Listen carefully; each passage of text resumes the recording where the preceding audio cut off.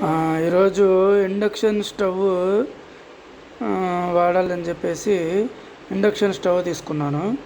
Induction స్టవ్లో పాలు కాగబెట్టాలి అనుకున్నాను first. So దానికి నేను ఏం చేస్తున్నానంటే బేస్ ఎక్కువ గిన్నె తీసుకుంటున్నాను. ఎందుకంటే బేస్ ఎక్కువ ఉంటే బాగుంటుందంట ఇండక్షన్ స్టవ్లో. చూద్దాం ఏమాత్రం వస్తుందో. సో ఆన్ చేస్తూ ఉన్నాను. సో దీనికి ఏం చేయాలంటే ఆన్ చేసిన తర్వాత పవర్ ఆన్ చేయాలని చెప్పినారు. పవర్ ఆన్ చేసిన తర్వాత ఇక్కడ హీట్ మిల్క్ ఉంది కదా, ఆ హీట్ మిల్క్ కొత్తాలని చెప్పినారు. సో ఇక్కడ వచ్చేసి 1100 వాట్స్ దగ్గర ఉంది. 1100 వాట్స్ వద్దు, 700 to 900 పెట్టుకోండి అని చెప్పినారు ఈ గిన్నె అమ్మేవాళ్ళు. కాబట్టి 700 పెట్టుకున్నాను. మరి ఏమవుతుందో చూద్దాం.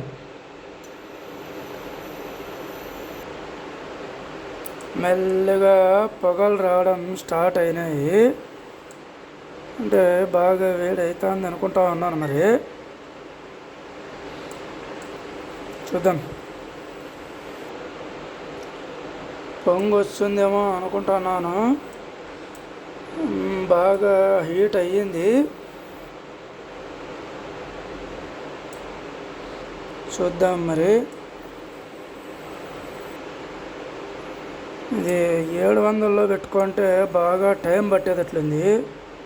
సో 900 పెడదాము అనుకుంటున్నాను. మరి చూద్దాం ఏమవుతుందో. 900 వాట్స్ పెట్టినాను. ఇప్పుడు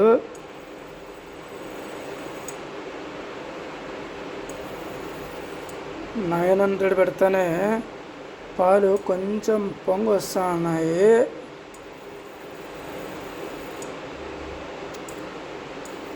పొంగు వస్తున్నాయి.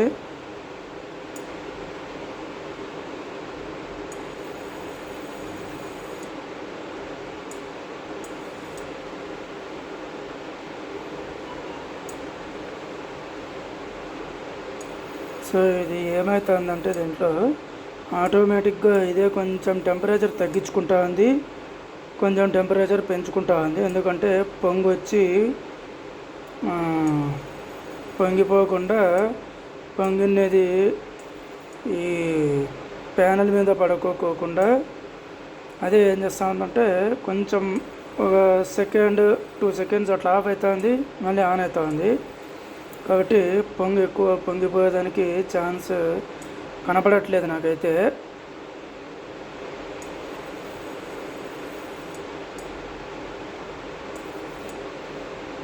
సో చూద్దాము.